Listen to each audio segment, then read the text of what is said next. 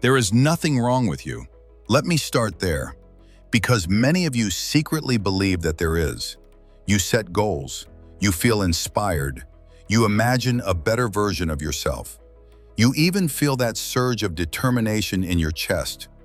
And then the moment arrives, the hard task, the uncomfortable call, the deep work session, the discipline you promised yourself, and suddenly your energy disappears.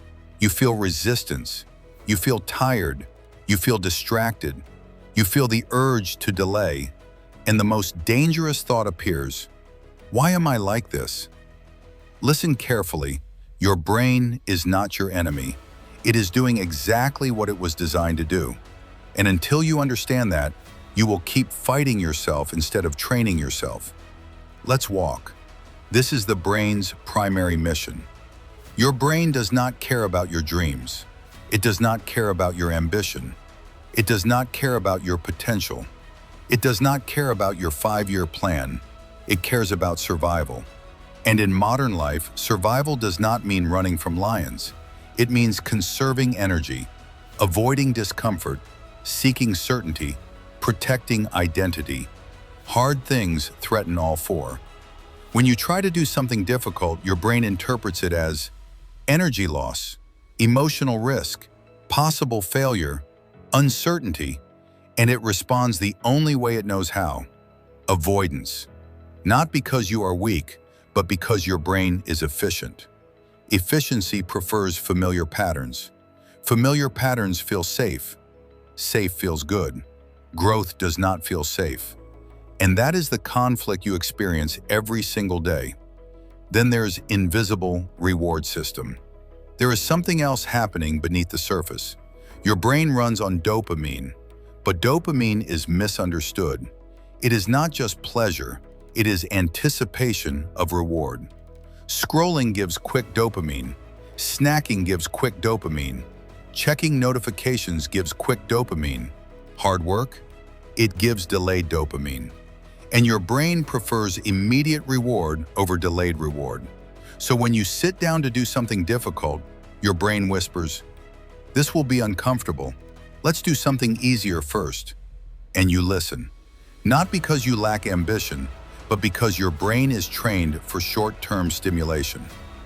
I once mentored a young entrepreneur who told me he wanted financial freedom more than anything. He read constantly. He studied markets. He watched interviews with successful founders. But when it was time to build his product, he cleaned his room. When it was time to send proposals, he reorganized his desktop. He was not lazy. He was addicted to micro rewards. Understanding this changes everything, because now you stop blaming yourself and you start redesigning your environment. Another one is the identity threat. Here is something even deeper. Hard things do not just threaten comfort, they threaten identity.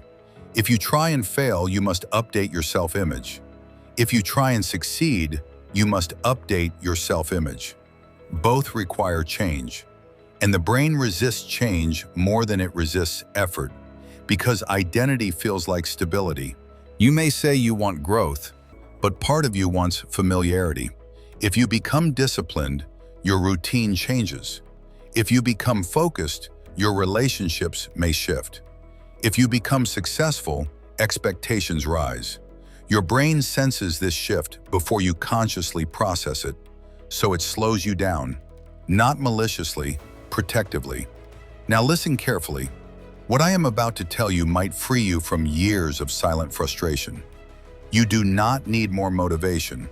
You need less friction between your current brain wiring and your desired behavior. And that is a skill, not a personality trait. How to fix it? Step 1. Lower the entry barrier. Your brain fears big effort spikes. If you tell yourself, "I will work for 3 hours," your brain resists. If you say, "I will work for 5 minutes," your brain relaxes. 5 minutes feels safe. 5 minutes feels survivable. And once you begin, momentum often carries you forward. The trick is not forcing intensity, it is engineering entry. Start smaller than your ego wants. Consistency builds trust.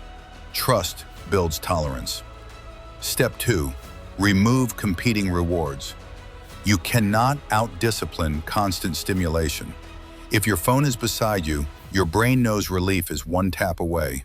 Make hard work the easiest available option. Put your phone in another room. Clear your desk. Block distracting sites. Do not rely on willpower. Rely on design. Willpower is emotional. Design is structural. Structure wins long-term. Step 3. Train discomfort like a muscle. Most people avoid discomfort entirely, but discomfort tolerance can be trained. Cold showers, long walks without music, sitting in silence, finishing tasks without switching tabs. These are small ways to expand your nervous system's tolerance. The goal is not suffering. The goal is resilience. When your brain learns that discomfort is not danger, avoidance decreases, and courage becomes normal. Step 4. Shift from outcome to identity.